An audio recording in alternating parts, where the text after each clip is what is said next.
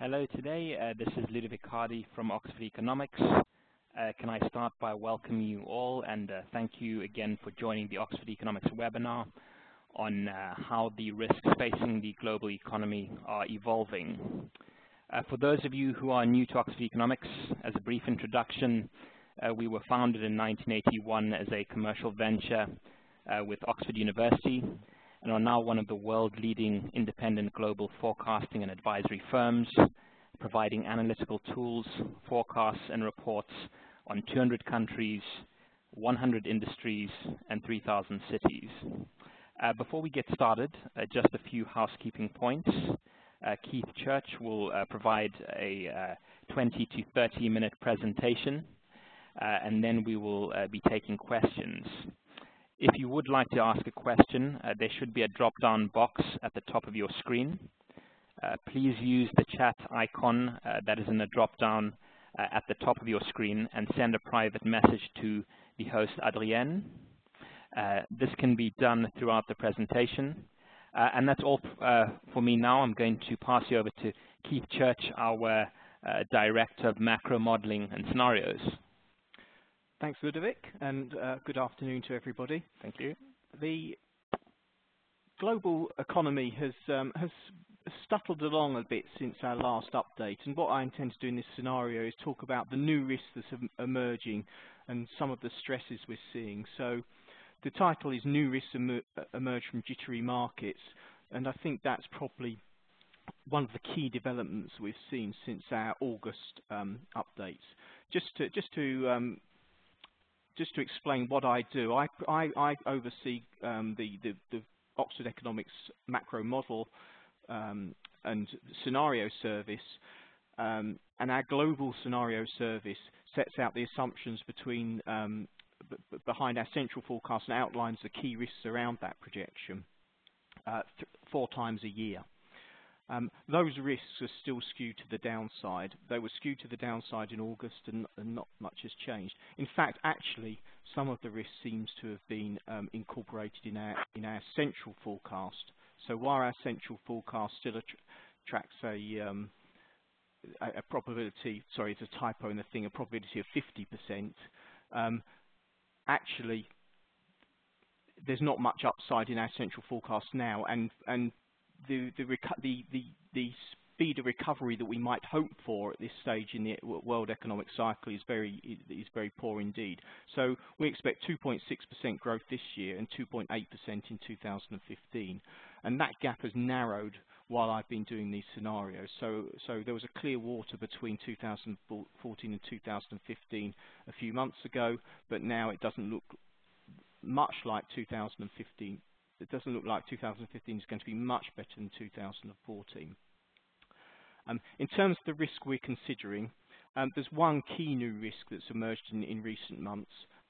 That's Ebola, the outbreak of the Ebola virus in Africa.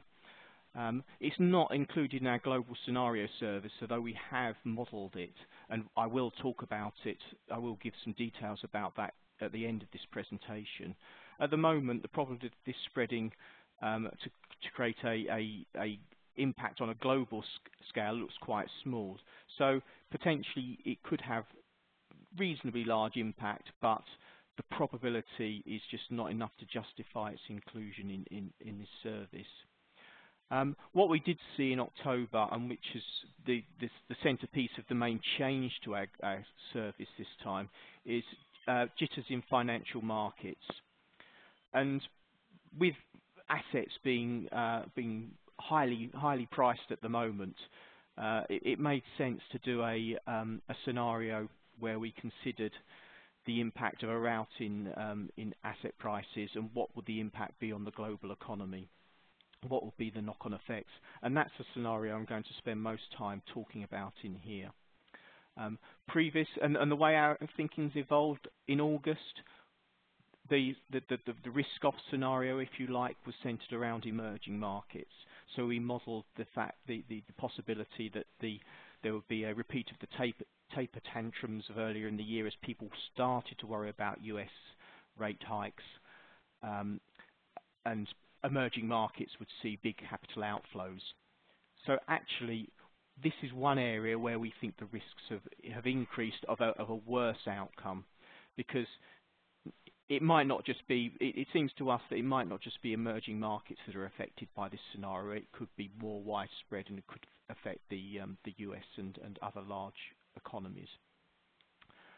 Of all the recessions here, actually, and the way we assign probabilities to each of these scenarios, but actually they're not mutually exclusive. For example, the Eurozone could slip into deflation and could slip into recession if there's a shakeout in global markets, and that's indeed what our results showed. The Eurozone could slip into recession if the situation in Ukraine gets worse as well. That's because the Eurozone is already in a fragile situation. So we have modelled a situation, a scenario where the Eurozone slips into recession under its own lack of steam, as I put there, with a 10% probability. That's just a shock where confidence ebbs away, and with growth being so weak, we could easily slip into deflation. The other big scenario that we've done, and again this has evolved slightly since last time, is about China. China, if not a hard landing, a fairly bumpy landing, where investment growth just slows to a standstill in the current year. In previous outcomes, previous scenarios, we've said a lot more about financial sector and banking sector crisis in China. I think probably over the last few months our thinking's evolved to suggest that China it stands ready to take more decisive policy action, and actually that policy action will work to a certain extent. And so the fallout, I think, from our China scenario for the rest of the world is much less than it was last time. So we still see it will be bad for China, but not as bad as it was, and our previous scenario is fairly catastrophic, and not as bad as the rest of the world as a result. And Ukraine and Russia is still there, but again, we've changed our mind a little bit here as well, mainly because of the oil price, and as we'll discuss at the moment. So the oil price is one factor that's changed a lot in the baseline forecast since last time, and some of the scenarios we looked at last time would seem less likely around Ukraine because of that fall in the oil price. So here's a summary of that. The risks to the forecast are concentrated on the downside. We do have an upside scenario. It's not all doom and gloom. There's a 5% probability that we attach to the US and the Eurozone surprising on the upside. Now the US, in our view, still seems to be the place where where it seems most likely that we are going to get some upside. But there are some, although we are telling some gloomy stories for Eurozone in these scenarios. Equally, you could make a case that the ECB is more likely and to step in and take action. And equally, we think there are, if the world economy surprised on the upside, that would give more room for fiscal manoeuvre in Germany. So that scenario is also captured in our report.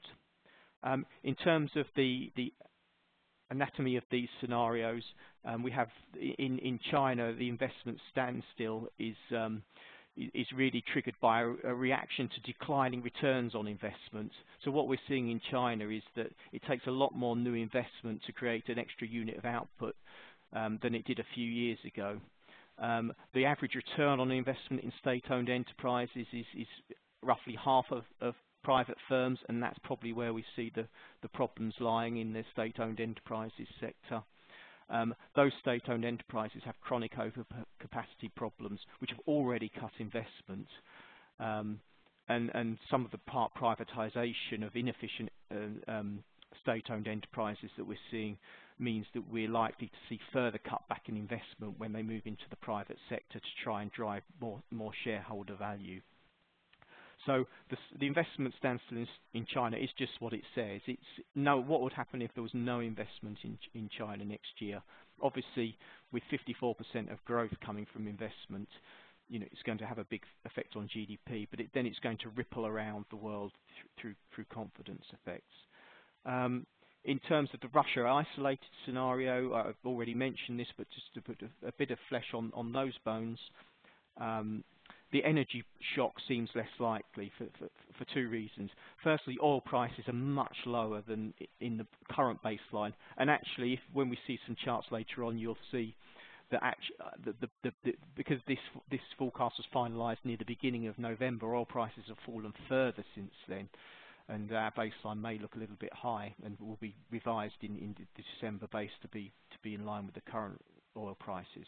But actually, we've already seen a big fall in oil prices. That scenario that we presented 3 months ago with a big spike in oil prices now looks far less likely to happen. And what that means is that the ripples around the rest of the world, which are created to a large extent by higher oil prices, are not going to be so big. And we also have seen gas prices, which may have edged up a bit, but actually domestic gas prices in Eurozone, which were a big part of the scenario before, they've not really.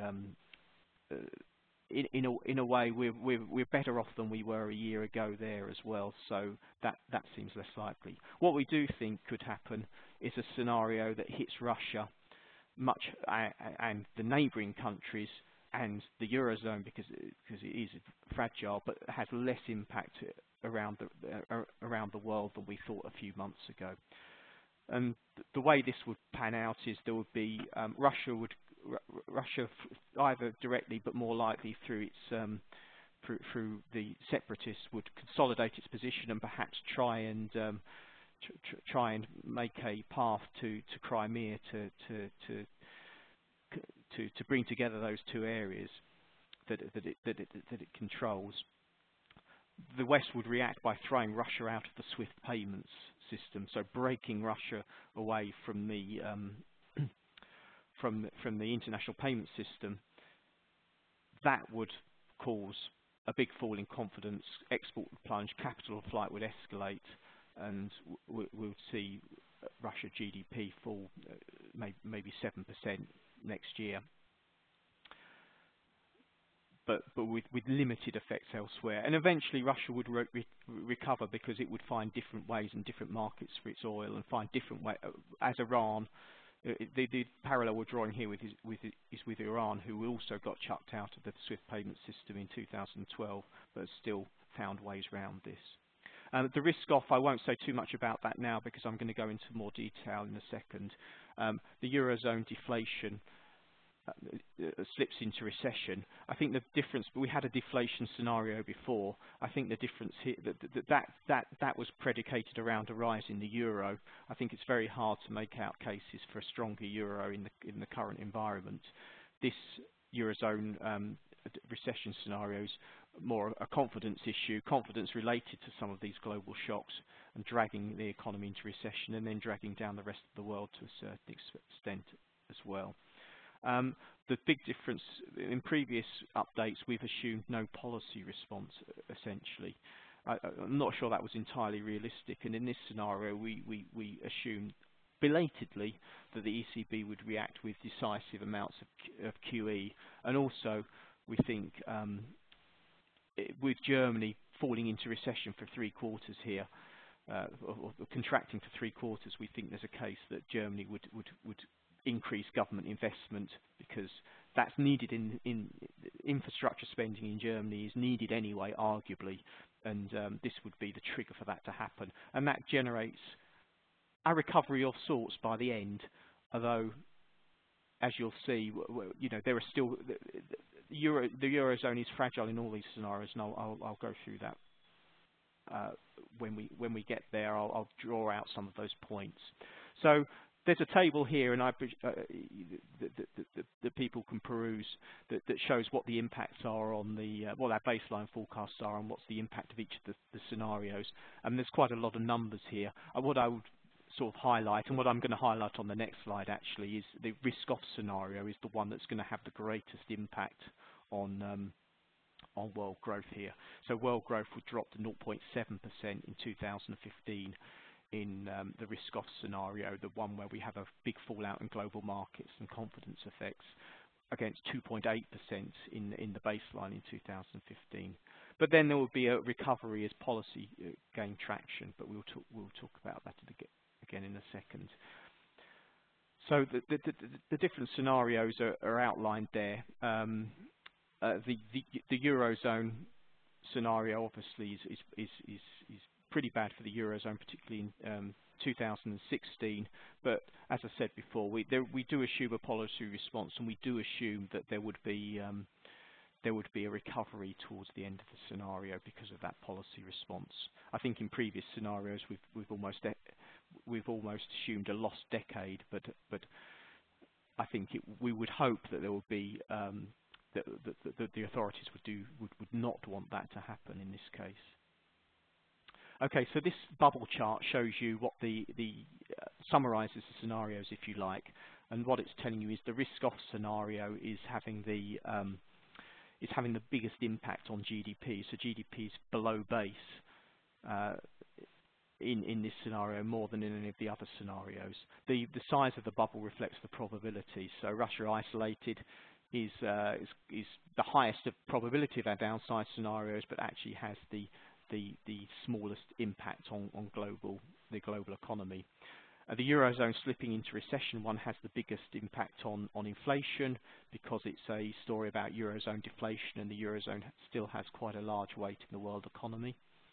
So it's affected badly there. And you can see for completion, the US and Eurozone upside surprise is also in here, and we have a modest improvement in the world situation as a result of that scenario.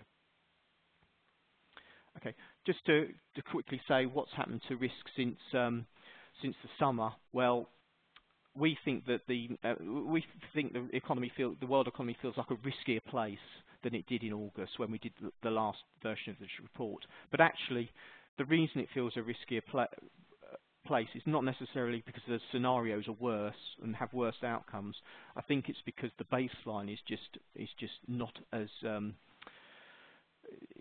the story behind the baseline is not as positive as it was before, and that's sort of indicated by cuts in our central forecasts over the coming years for China, where we've reassessed what trend growth is in China.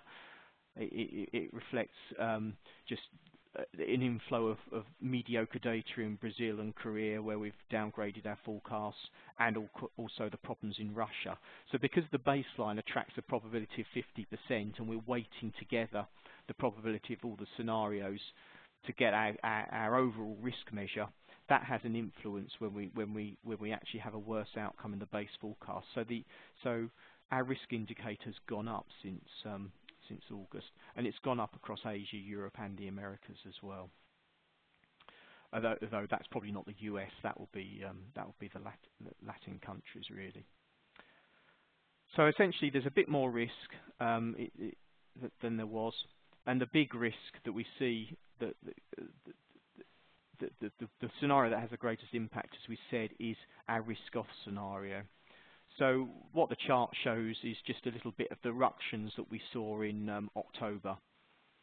Okay, so we saw this worry, and I have to say there's many reasons and many theories behind what caused this ruction.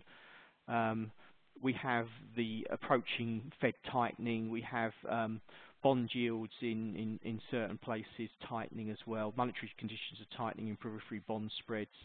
Real interest rates are rising because interest rates are at the lower bound and inflation keeps falling.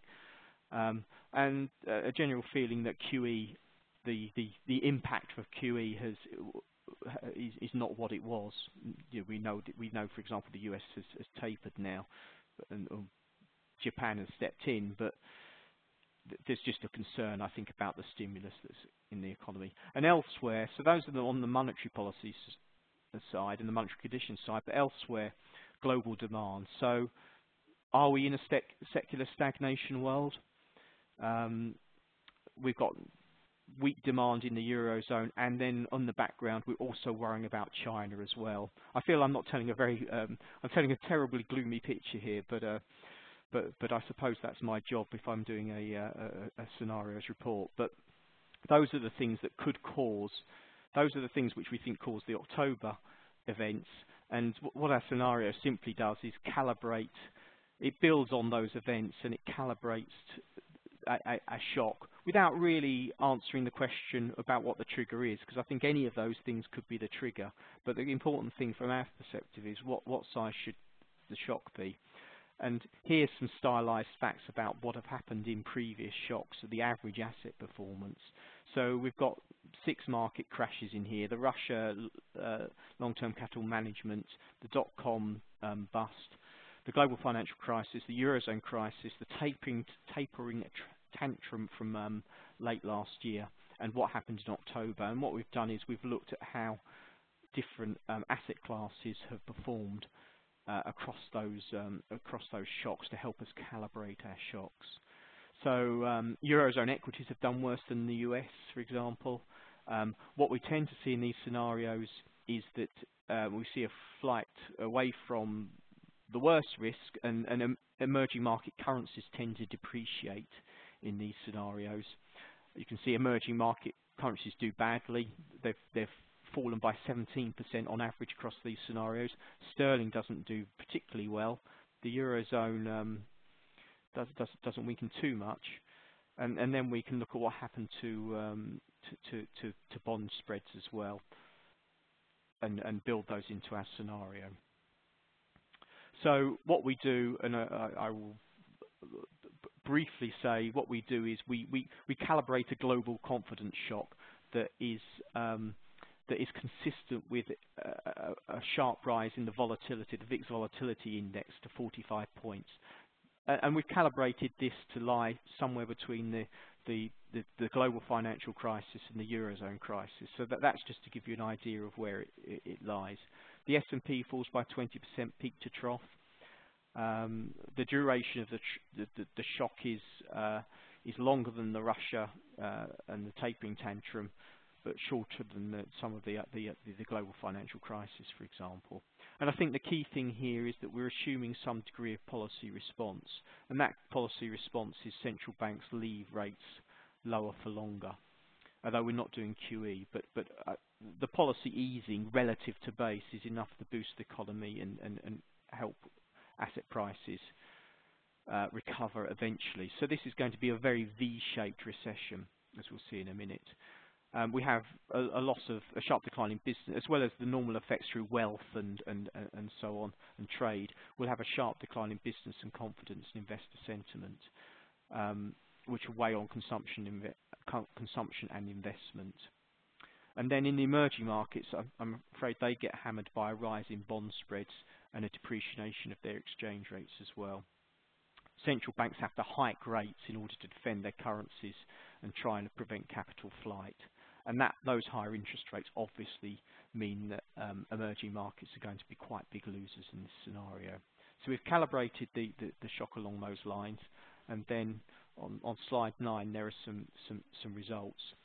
And I think one of the things that comes out of all our downside scenarios, and this is what you get for using a model that's got where the supply side is very important, because you can't hide away from the fact that output gaps in the developed economies are already quite wide and negative, obviously. So there's plenty of slack in a lot of these economies, and when you have a downward shock, you're just adding to that slack, and you're just creating more pressure, downward pressure on inflation. So at a world level, we get inflation that's going below 2% for the duration of the scenario, rather than staying and declining to above 2% by the end. So there's clearly a deflationary impact that you'd expect from a shock of this sort. Here you can also see there's a taster of the results in here, because there are lots and lots of numbers. But the Brazilian real falls 20% lower than the final quarter of 2014. Turkish lira and South African rand also seen as vulnerable, so would also depreciate quite a lot. And what that does is it pushes up inflation. So overall inflation in emerging market rises from 6.5% to 7.2%, and that's even with interest rates going up. So you're importing inflation, you're having to put interest rates up, which is killing your economy, but you're still getting an increase in inflation. Here's an example. India has to put its policy rate up to ward off the capital outflows, although by the end of the scenario it's able to sort of try and crowd back in some activity. But it's certainly in the short term, when the risk is very much on, emerging market interest rates have to go up, and so do long-term market interest rates, bond yields as well. Equity prices fall, and you can pick out some numbers there. The periphery countries like Greece and Portugal do really badly. India, Brazil do really badly. And you've got a 50% fall peak to trough in Brazil and Turkey, for example. So the other thing that's created, as I said earlier, policy response is part of the recovery story. Actually, lower oil prices will also help, because we get a boost from, because we've got global demand is hit quite badly, and so in our model that's going to indicate oil prices. Now again, I'd concentrate on the difference between these two lines on this chart, because the baseline was done off the oil price that prevailed at the start of the start of November, and we've revised down a bit since then. So it's the difference, the impact that we should be concentrating on there. In terms of growth, well, you can see what I said about the V-shaped reaction. This doesn't actually, because we're not changing the supply side of the model, this doesn't have any permanent impact on the the level of activity. So we get a big fall in GDP growth, but then we get a bounce back again as policy gains traction. So you can see that the US does have a recession, but once confidence returns and policy interest rates stay at low levels throughout the scenario, then we do get a recovery. So there's no permanent damage done, and you can see BRICS, how badly they're affected. Global growth falls to 0.7%, as we said earlier, and then starts to accelerate.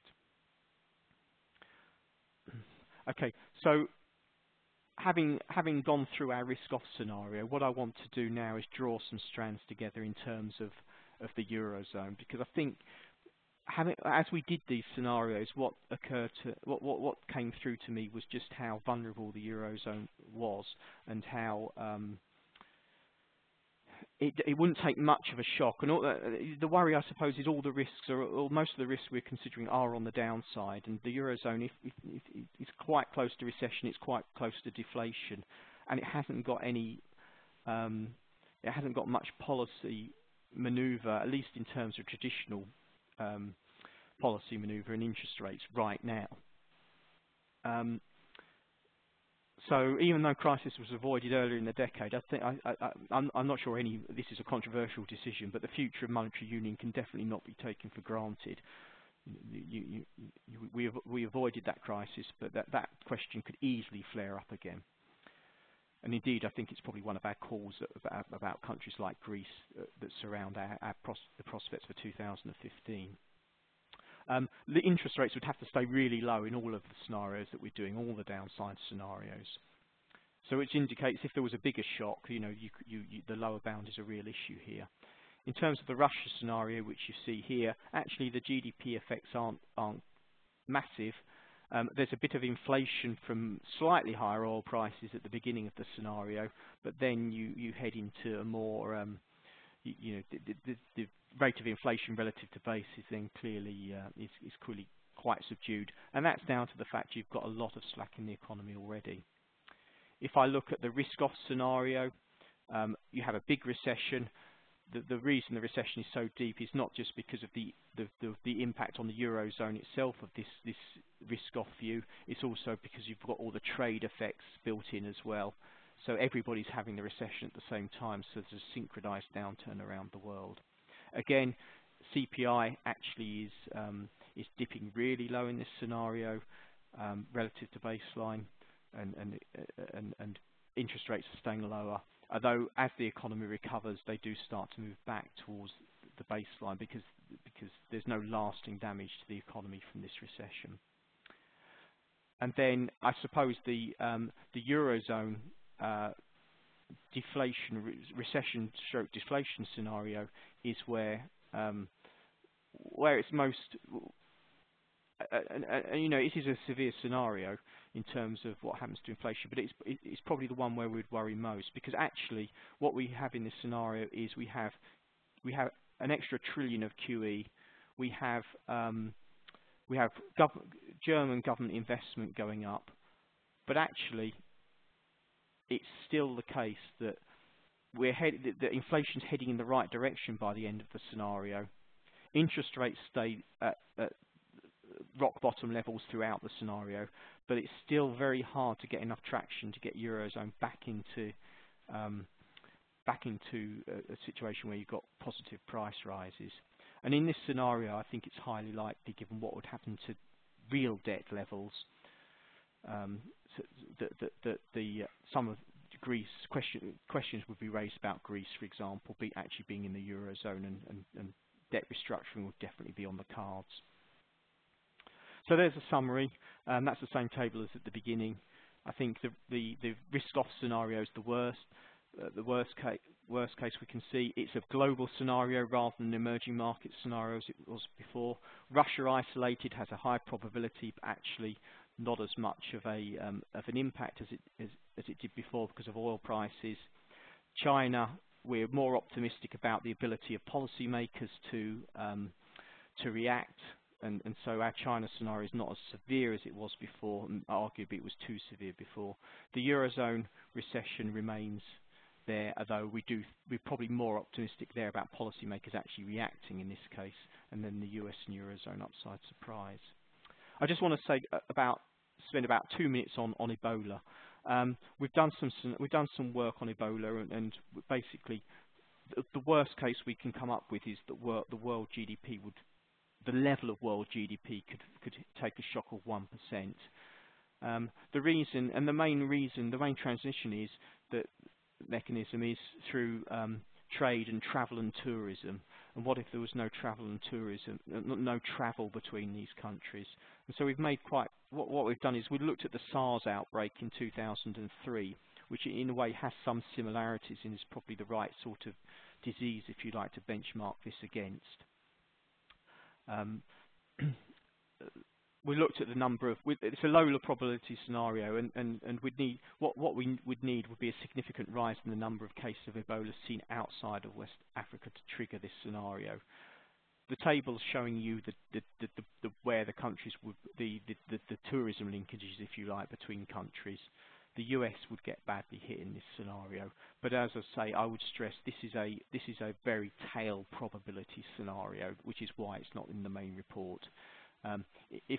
West Africa itself obviously has a very small impact on the global figures. You'd have to have quite a lot happen for it to get to this situation. So my closing comments, and I've probably gone on more than half now, but my closing comments.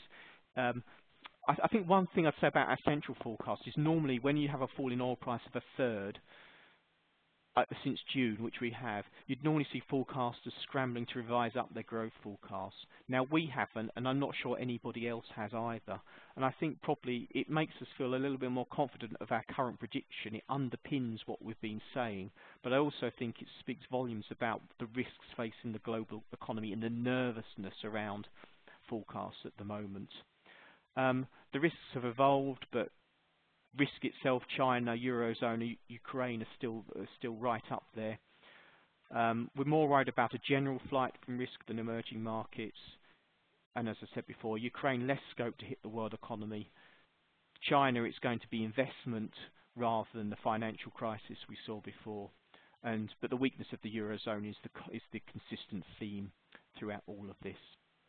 So thank you for time, and I'll now see if we've got any questions. Well, thank you very much for your presentation and insights, Keith. I think that was really valuable. We do actually have quite a few questions.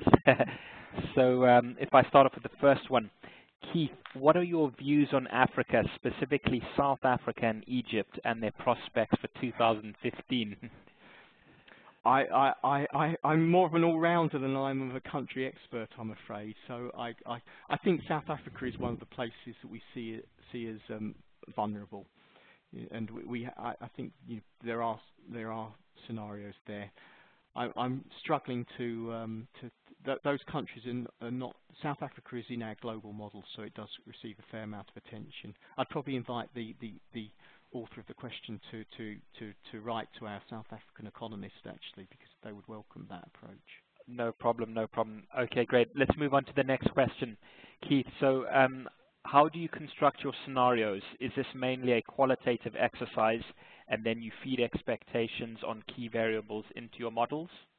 Okay, so that's a good question. What we do is we have forecast meetings every month, and it's a natural part of those forecast meetings to discuss what the risks are that people are seeing. So we've got experts on each country, and they feed into that discussion. But we also send round, and when we have a view about what the scenarios should be, we also send round an email to the subscribers to the service to ask what they think.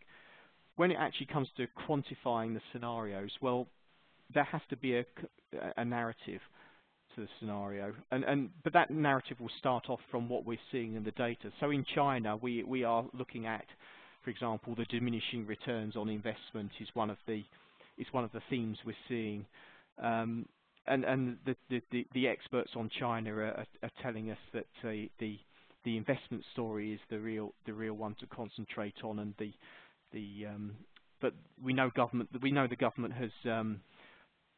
has cut interest rates, really, so that's telling us actually there's room for policy manoeuvre and probably room for the government to take on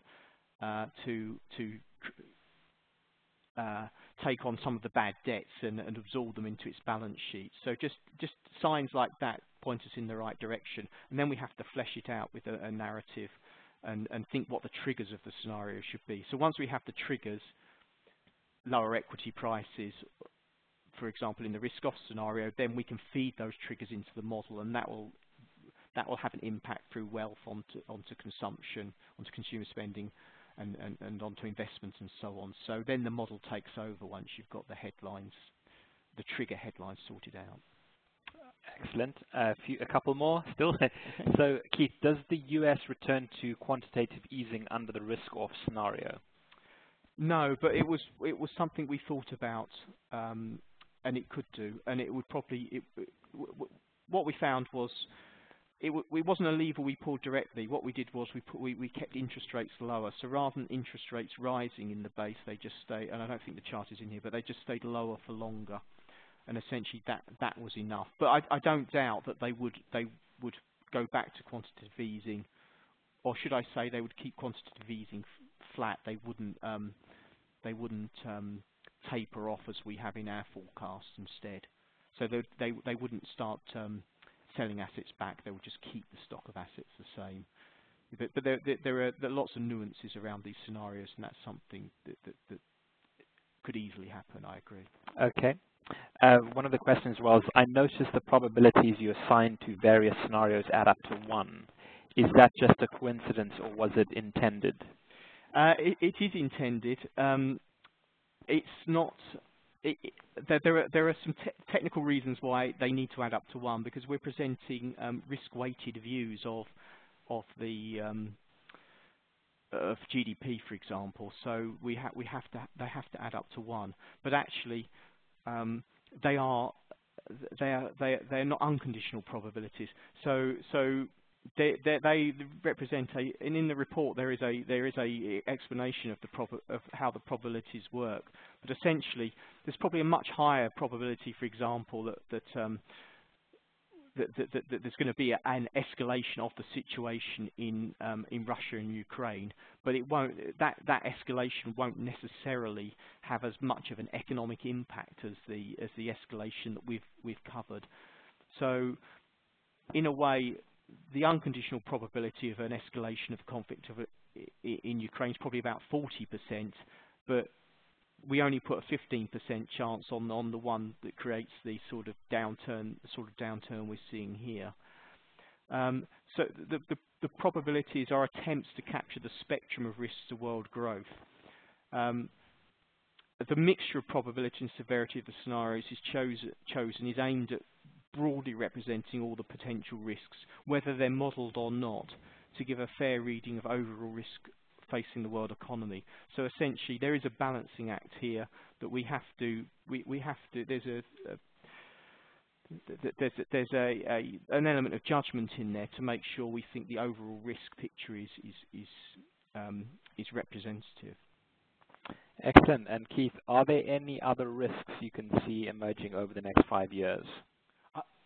Yeah, I think the big call in our forecast is, we've got our central forecast is essentially saying the economy will return to what we might think of as normal over the 5-year period. Interest rates will rise up and return to what we might think of as normal.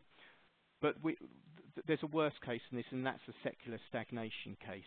So what are the things that would make us think we're actually not in this return to normal world, but we're in a secular stagnation situation? So I think that's one scenario that we're definitely is quite high on our agenda to do, to look at that, that we just don't recover in the way we thought, and what would be draw out the implications of that. Okay. A couple more. And when do you anticipate oil prices rising, and does this differ to other forecasters? I think we expect them to stay low for the rest of this year and then start rising again as global activity picks up in 2006. Sorry, the rest of this year and next year, and then start pick up 2016. I mean, the forecast is based around a view of world demand and world supply. That's not, some of the fall in oil prices may be a little bit overdone, and that's probably a part of our forecast. But I don't think our view is radically different from most mainstream forecasters. Okay. I would need to check that, but. Excellent. And what other scenarios do you run that don't make the global scenario service? So I think the criteria for getting the global scenario service is the impact will be global. Okay, but there are lots of scenarios that we do on a country by country basis, which don't necessarily have the impact at a world level, but we still model out if people are interested. So people come and talk to us about the an upside for India, where structural reforms are accelerated and more than our baseline forecast, and so we see potential growth increasing, and we see the benefits from that. Or situations in Japan where there's more reform as well. So I'd say we do other scenarios, and we're doing a lot of various oil price scenarios as well, as you can imagine, with oil prices falling to different levels to draw that out as well. Excellent. And I think we have time for one last question. What are the risks around the U.S. economy? So I think the U.S. economy is just the U.S. economy is where we see the strengths really, and none of the scenarios that we're drawing out start wholly on the U.S. economy. But I think the risk-off scenario indicates, asset prices are elevated, as they are in many places of the world, and could there be a reversal of sentiment there? But overall, I think in all countries, and in the US particularly, but the US is probably where we're seeing this happening. I think the pickup in real earnings, whether that actually happens, because obviously we need that to drive the sort of recovery in consumer spending and so on that's in the forecast. So are real earnings going to pick up as quickly as we think in the forecast? But that's partly back to the secular stagnation story that we said earlier on. But in general, the US, I think we're quite bullish on the US. Excellent, great. Well, I think that this wraps up for the questions. Thank you all very much for attending, and again, thank you very much, Keith. That was a brilliant presentation. If you'd like to have further information regarding Oxford Economics, please feel free to get in contact or visit our website. The recording and the slides will be sent out later on today for all those that registered. And again, have a good day, and thank you very much.